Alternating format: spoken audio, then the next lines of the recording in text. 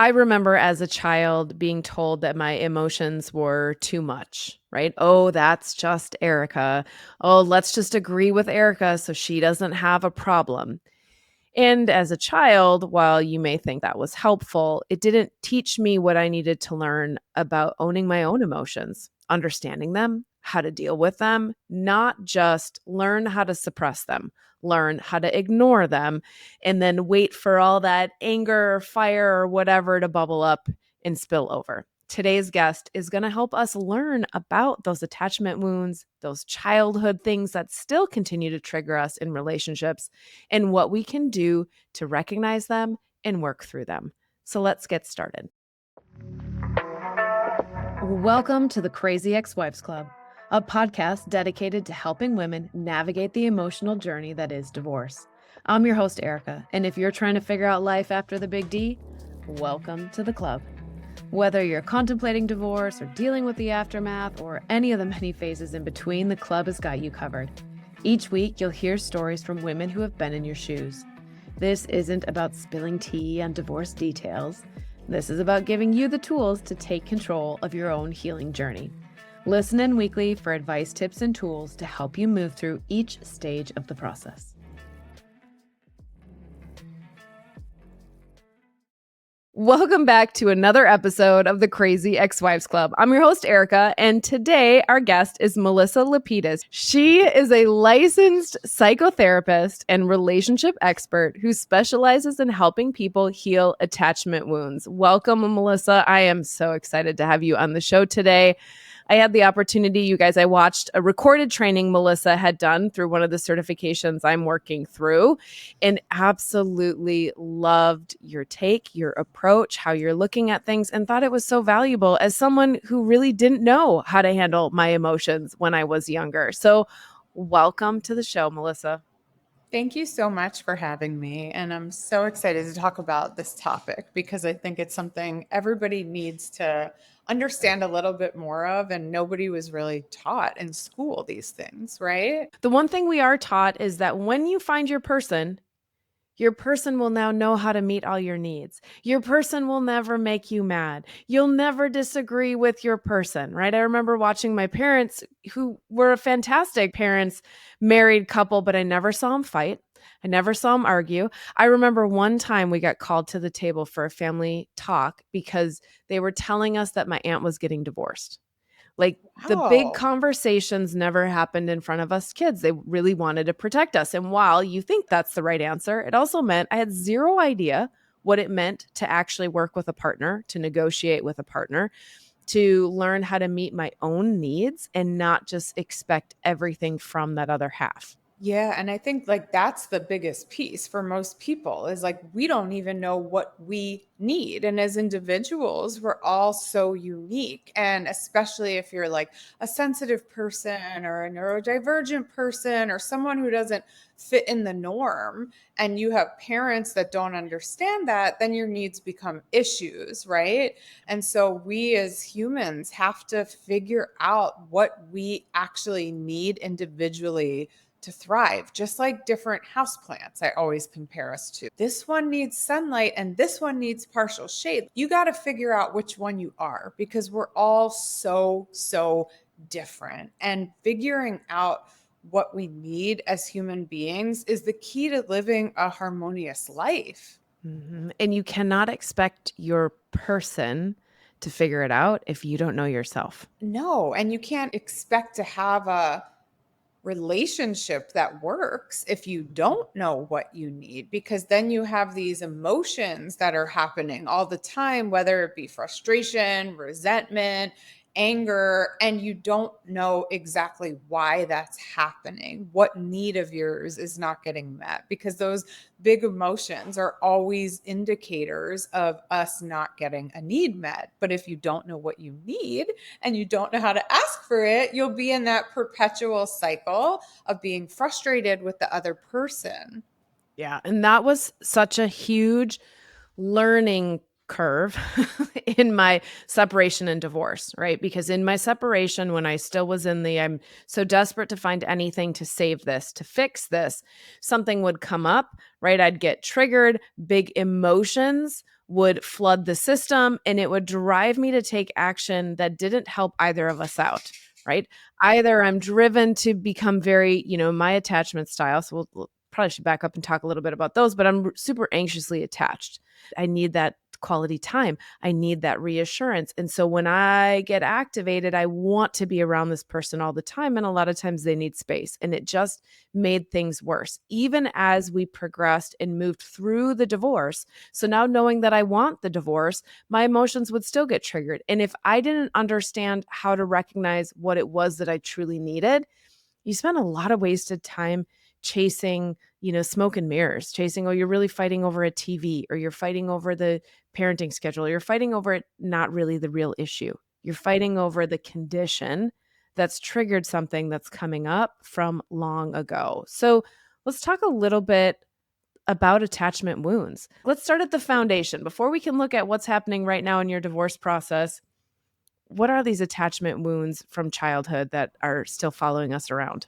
Yeah, yeah. So first of all, I love what you said, and I really agree with all of that. That a lot of people definitely get stuck in the emotion and never figure out the solution because they don't know what they need. And this is where our attachment wounds come into place, because when we're children from ages 0 to 5, about that's when we form healthy or unhealthy attachments with our caregivers.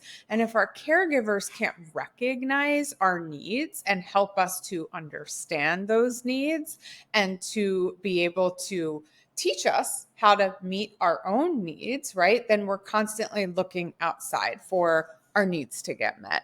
And so we get stuck in this perpetual cycle of needing something else outside of ourselves in order to feel stable and calm inside of ourselves. So when we have parents that can mirror our emotions back to us as children, they teach us to recognize those things in ourselves and be able to accept those things in ourselves versus trying to distract us from what we need or have us just cover up what we need or keep on moving forward without understanding how to process that thing. And so this is the same thing that happens as we get older in relationships, like you were just talking about. We have these emotions, and if we can't understand what's underneath it, we get stuck in that perpetual cycle of being frustrated or being angry or being anxious or whatever it is. And so we have to look at, whenever we have these tough emotions, what need of ours isn't getting met. And if we didn't learn these things as children, and listen, it's not like our parents are bad or horrible a lot of the time. It's just that they didn't have the emotional or relational intelligence to understand how to do that proper mirroring. So let's talk about mirroring for a second, because that's an important piece. Yeah, because I want to add in there, it's really important to understand it's not that our parents were bad. My parents weren't bad. My Yeah. parents loved me deeply. I Yeah. didn't, I had a great childhood. And there were things that I didn't understand about my emotion that my mom didn't understand about my emotions that then showed up. Right. And so a lot of times for me, it looked like, a parent trying to help somebody get through it, AKA stop it, because that's what's easier for them. Even as a parent myself, when my child was having meltdowns, what did I want to do? Get him to stop them so that my Yeah. life was easier. Instead of what I learned was like, I'm going to sit in the muck with you. It's okay. Emotions Right. are valid. And that little subtle shift can be what's needed. So carry on. Let's keep diving into Yeah, this. because a lot of people don't feel comfortable in the muck. They don't know what to do there. They don't know how to just be. They want to get out of it as soon as possible. And this is what we see in relationships too.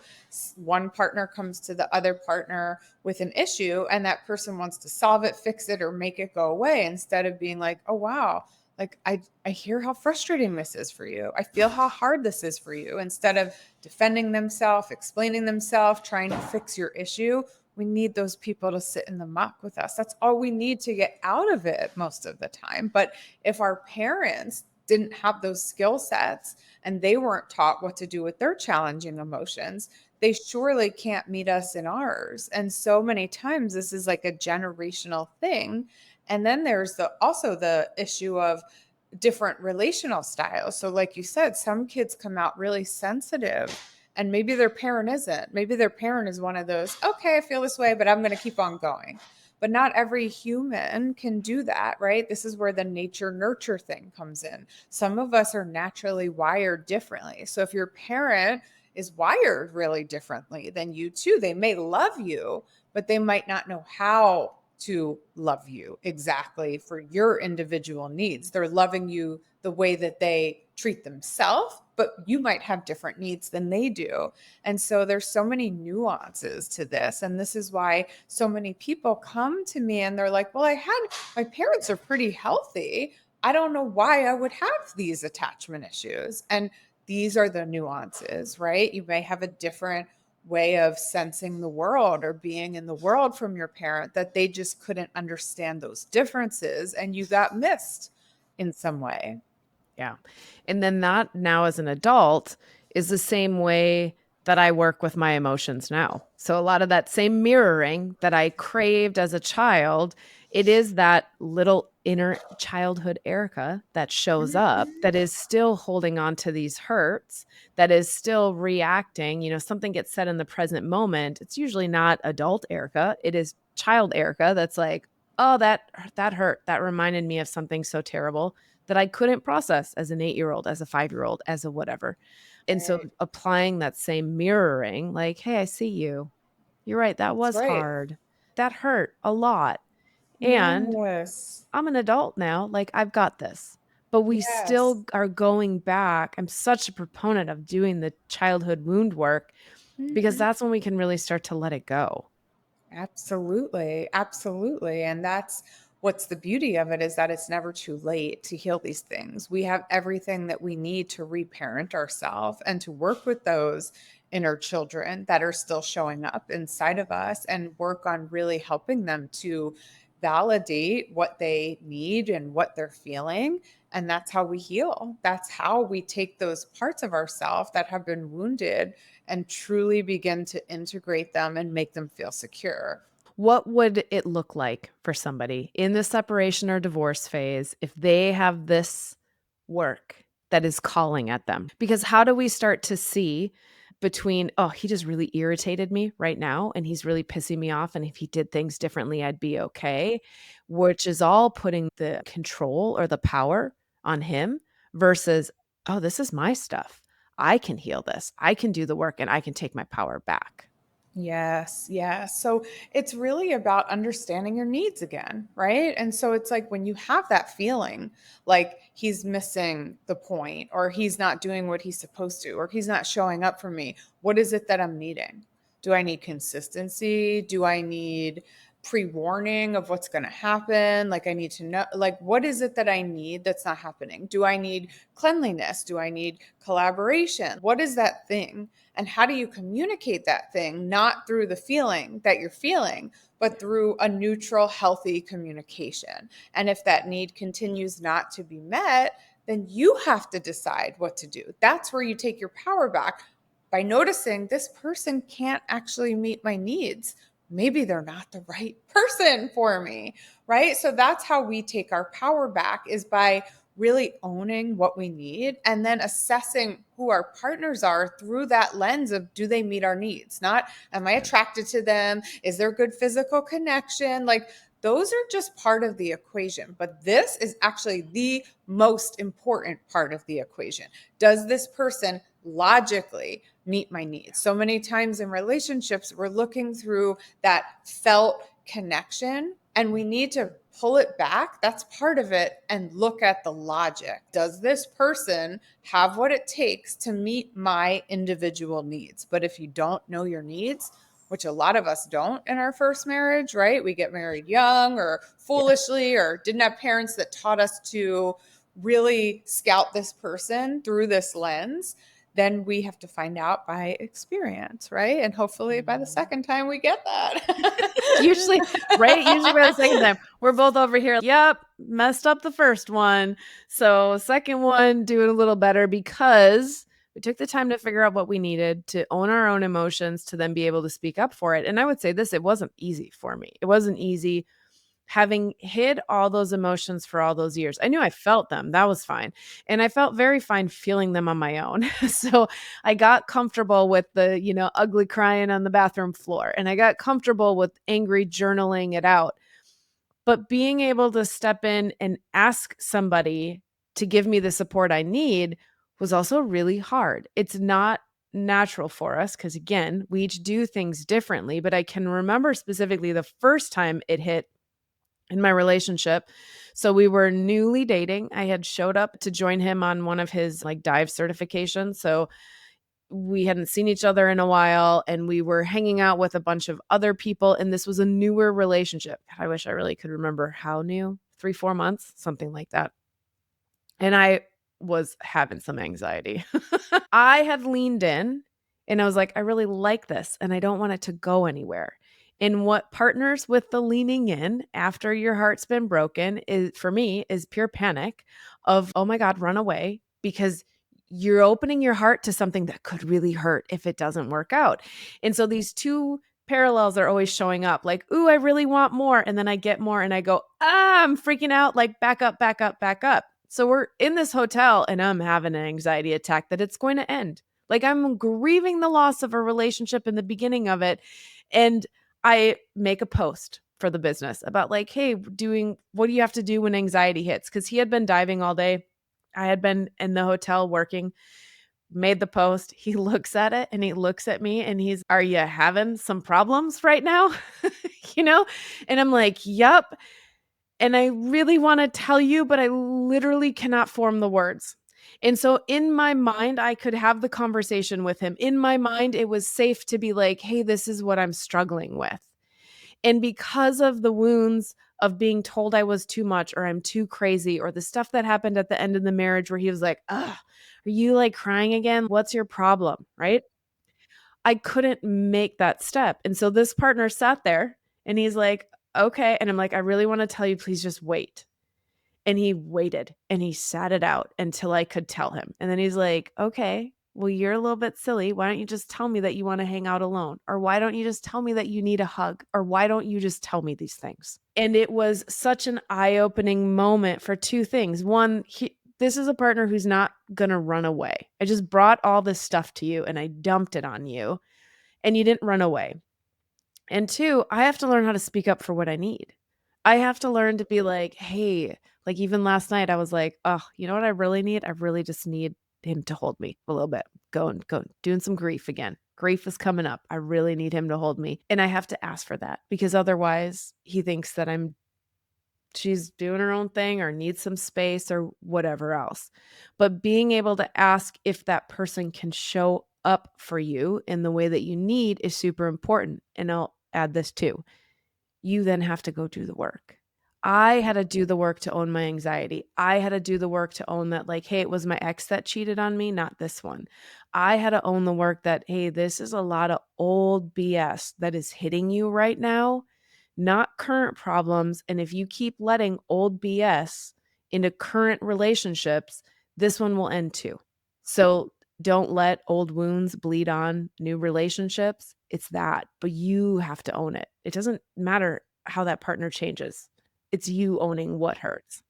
Absolutely. There's work on both ends always in the relationship. And we don't want to bring any of our old wounds, past relational with, a different partner or with our parents into our current relationship. And it does take work to really pause and evaluate and recognize, is this something old?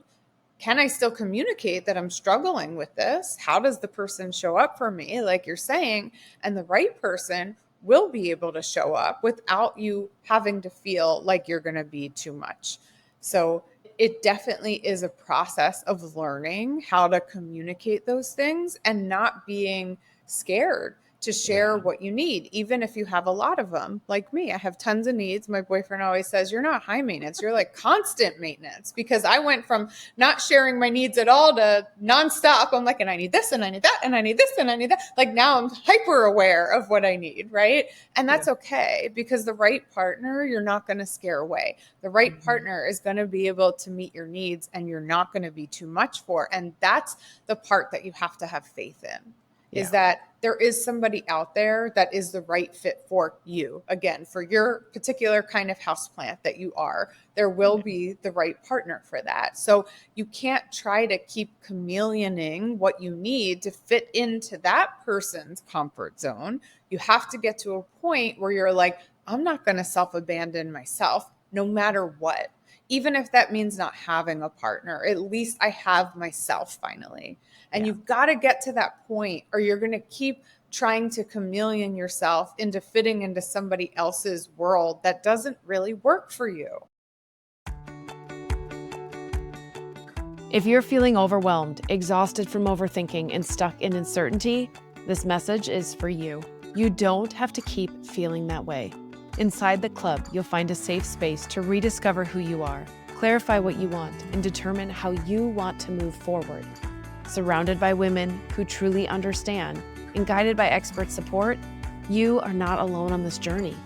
Join us at thecrazyexwivesclub.com/the club. It's time to reclaim your life. Yeah. And I think it's also important to say the same applies for how you see your partner, right? So your partner has to speak up for their needs. You can't continue to chase them. I spent a lot of years chasing, like, what's wrong? What's wrong? What's wrong? Hmm. Something's wrong. Oh, and he'd be like, nothing's wrong because he's very avoidant. Avoidant. And so you have to also look at that partner and say, can I love and accept them as they are? As they need, not who can I love them into, who can I change them, but as my partner is today, do I love and accept him the way he is? Because I want to be loved and accepted for who I am. I don't want him to have to hide. I don't want to have to hide. And sometimes we forget that it's both ways. And that's part of, we say do the work. You guys, I think it's really fun. I don't know if everybody else does, but it is so freeing to annihilate these places, to blow them up, little bombs inside, like emotions that have held you captive for years, who have stopped you from really being happy or really getting what you want or really living the life you want to live. But you got to do the work to clear them out, to get rid of them and to regain control. Yeah, and like what you're saying, like that rewarding part is that we get to experience deeper levels of intimacy when we can Yeah. start to relate on this level of communicating what we need. And that doesn't mean that the partner has to do everything that you say that you need, but it's about that conversation and the compromise, right? Okay, well, I hear you need this, but maybe I'm not available for this. Would this feel okay for now, right? So it's like that constant dance that you have to do to work on making sure that you're both met in the relationship with what you need. Yeah, I love that. I can 100% confirm that being in a real active relationship is very different than what my first marriage Very. looked like. The just, oh, we really like each other and I think we want the same things and I think we're going to have some goals aligned versus doing the work to really accept somebody and see them and compromise and create something that feels good for everybody involved.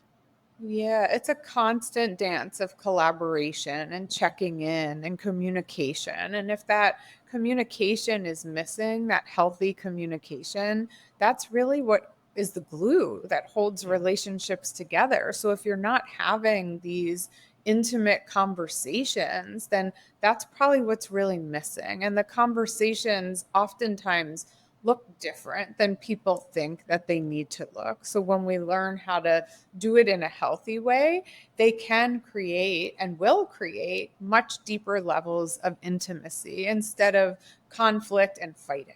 Yeah, I love that. So for those who are listening, how do they start to recognize them, right? Because sometimes you're just so in it. And sometimes I'm really self-aware.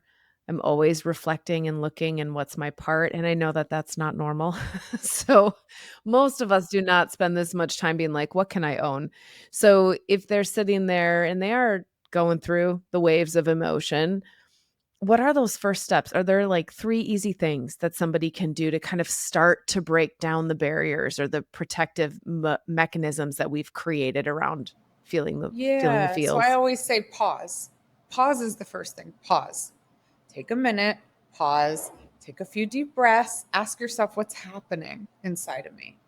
What am I feeling right now? What do I notice? Am I angry? Am I resentful? Am I feeling abandoned? Am I feeling lonely? What's Mhm. happening? Why am I feeling the way that I'm feeling? What do I notice is happening? And what's missing? What need of mine isn't getting met? Right. And so I really love, I don't know if you've ever heard of Marshall Rosenberg's nonviolent communication model. He talks Okay. about 4 steps. It's like, what can a video camera record, right? So like your partner comes in, they leave their socks on the kitchen table. So the communication doesn't go when you walk in and you leave your things all over, you're such a slob. It's what could the video camera record?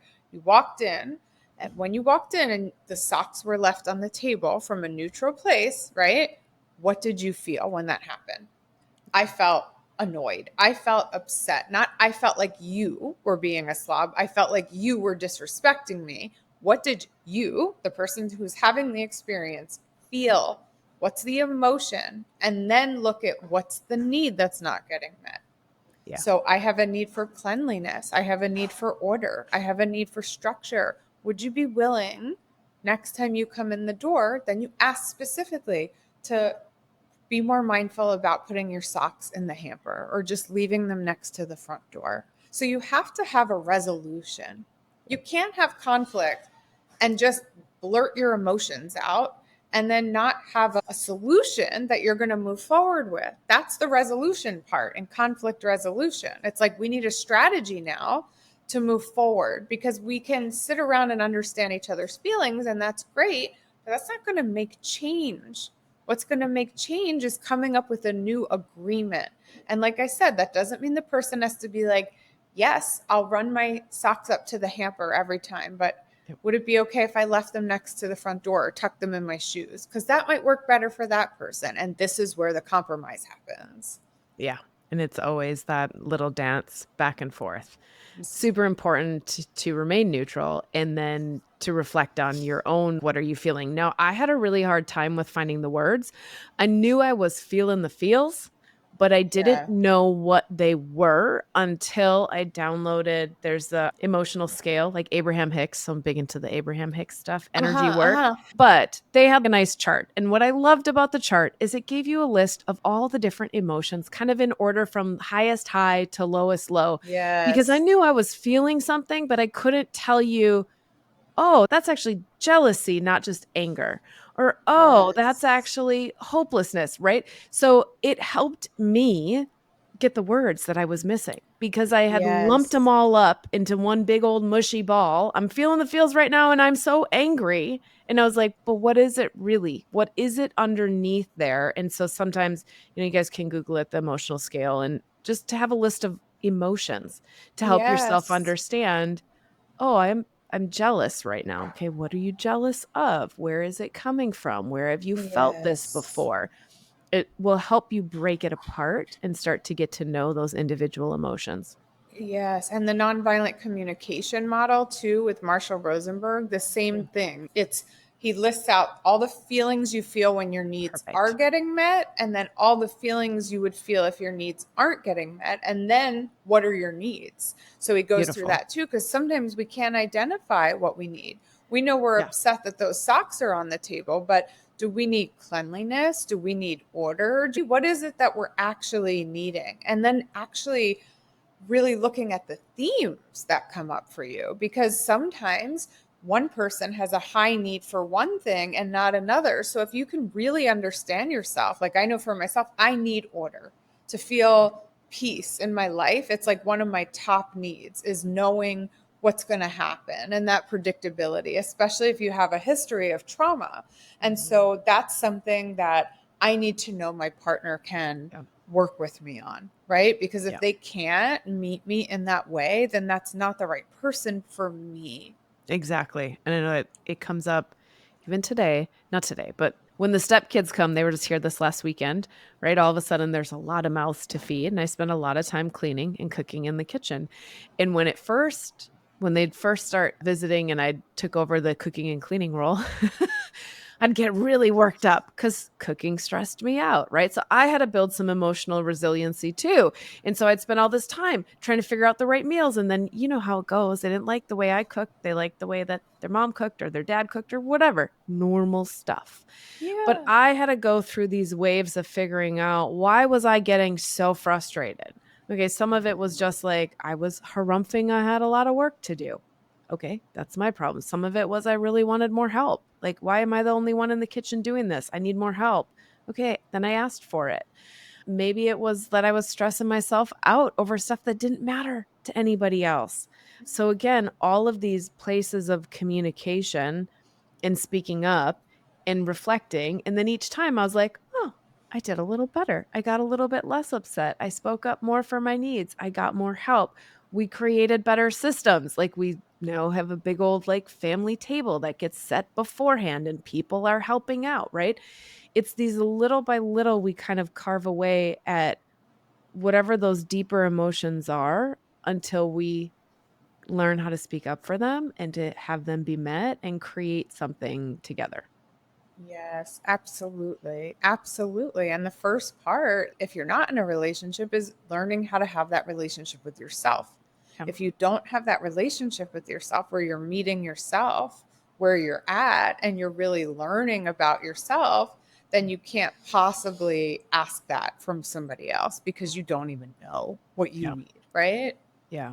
And for me, that looked like I just started saying yes to everything, but it was really not fun for a while. You know, when you lose your social system and when you lose, you know, we lost our friends, we didn't have family in the area. My coworkers were never very social outside of work. Like a previous team, we were always out outside of work. The new team was like, nope, 9 to 5, we're done. So having to rebuild all that was really hard, figuring out what did I like? What did I want to do? Where do I want to meet people with similar interests? So for anybody starting out in there, do you have any other tips or recommendations on how they can start to learn who they are? Yeah, it's pausing. A lot of pausing, right? And going, what's going on with me right now? What am I Mhm. feeling right now? What do I need? What's happening in this social situation? So it's that self-observation. You have to be willing to look at yourself and really get curious with yourself and understand yourself in a more intimate way. So you've got to delve into intimacy, and we say intimacy into me, I see, right? Right. Having intimacy with yourself first and foremost. Yeah, it is so crucial. I am such an advocate for the quiet time for sure that people need to take the breaks. They need to that's where I traveled solo, and I get that that's not a luxury for everybody. You know, I worked full time. I was able to take some trips, and it was that solo time where nobody needed me to make a dinner. I didn't have to answer to anybody else's time constraints, that I could really start to reflect. Who did I wanna be? What did I like? Where did I even wanna go eat? If I were the only one responsible for choosing what we ate, what do I wanna eat right now? And then it gave me also the time to cry it out and journal it out and go find beautiful sunsets and breathe so that I could just say, "Okay, this is a moment of reset. What do I wanna take with me, and what am I ready to let go?" Yeah, learn yourself, be with yourself, date yourself, spend time with yourself, love Yeah. yourself, right? Get to Yeah. know yourself. And that's how you let somebody else in to do the same eventually. Eventually, yes. I'm a big Mhm. proponent of take some quiet time, do not rush. I also think that the first person you date after divorce, I think almost everybody falls head over heels in love with. I don't know Yes, it's I so don't true. know what is the thing about that, but we all do it. We're like, "Oh, this is the one. We're getting back on this path," and then I think it's 90% of that it. fantasy thinking, we do that defense mechanism. We want to like just Yeah. jump right out of the pain and into something amazing. So we Yep. romanticize things a lot, especially as women. We're Yeah. constantly romanticizing things, and we've got to be careful about that Yeah. too, right? We have to be really careful about romanticizing people. And I always say the first year is literally just a checking out. Is this going to work? Are the things lined up, right? So you can't get too attached too quickly.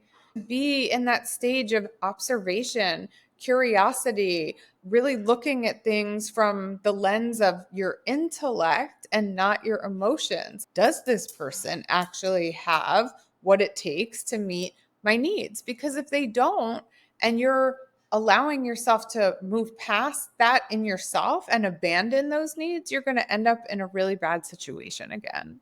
Yeah, and it gets harder and harder to leave the longer you stay in something. So if you know, you make up these excuses, you tell yourself, "Oh yeah, well, I'll just stay for a little. I'll just stay for the summer. I'll just stay through the holiday season." And you know it's not right. It gets so much harder to leave the deeper in you get into something. Absolutely. Yeah. Absolutely. I say it takes, 6 months to a year to really get to know somebody. So give yourself that time where you're like not going all in, but there's a certain part of you that stepped back and looking at things through that lens of curiosity and intellect. Yeah. I love that. Well, super powerful episode for you guys. Your homework, I'm trying to decide if you have homework. I do think you need to go do some solo journaling. Who are you? Who do you want to be? I would have you look at if there are any reoccurring trigger buttons that keep getting pushed by your ex or your soon to be ex, and take what we've talked about today to kind of explore them. Go get the list of emotions. Take a look at when this thing happens, when he says this thing or does this thing, what's the real emotion? What's the real need that I have? And how can I get that need met without relying on somebody else first? And maybe even looking at your prioritization of needs. What are your Mhm. top 5 needs that you have that are non negotiable? Yeah. Made a lot of need lists, not needy lists, Yeah. Yeah. but needs. Like, hey, I really want somebody. I laugh. I pull it out all the time. It's actually in my filing cabinet. I laugh every time my current partner annoys me because he's really independent. So I'm like, oh, that was the first thing I wrote on my list is I was like, I want somebody who's super independent, but understands and craves and respects a relationship. So then what does that look like? That looks like him being like, well, you should go take the trip, go do the thing so that you come back happy. But I'm going to go play my sports and I'm going to go do my thing so that I'm happy. So make your need list, but yeah, then laugh about it when it sometimes shows up a little different than That's you right. thought. That's Or right. when my codependency gets activated again and I'm like, wait, I don't think I really wanted somebody so independent, but I probably do. It is good. It's all part of becoming unconditional in your happiness. Now, Melissa also had an offer to extend to you guys. So if you were interested in working with her, first of all of her contact information is in the show notes. So you can find her Instagram handles and her web pages, and all of those deals are down below. And then it's also on the crazyexwivesclub.com under episodes. But you had a free consultation for everybody? Yeah, I'm always happy to do a free 20-minute consultation to see if the work that I do would be a good fit and if it felt like it would be useful to work together.